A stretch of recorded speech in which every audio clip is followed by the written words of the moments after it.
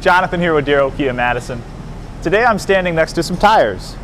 As we approach winter, it's a good time to think about where the tread depth is at on your tires. In the summertime, still a good idea to have competent tires. If you ever need to stop abruptly, it's important to have good tread depth and have your tires in good repair. However, as we approach the winter and the slippery conditions that come with it, it becomes even more important.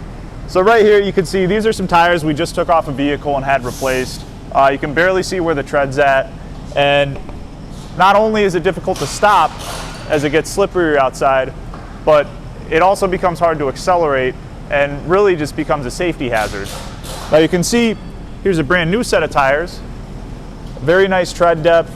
This is really going to help you stop, start, do anything you need to with your vehicle. If you don't know where your tire tread is at, very easy. You can go outside and feel it.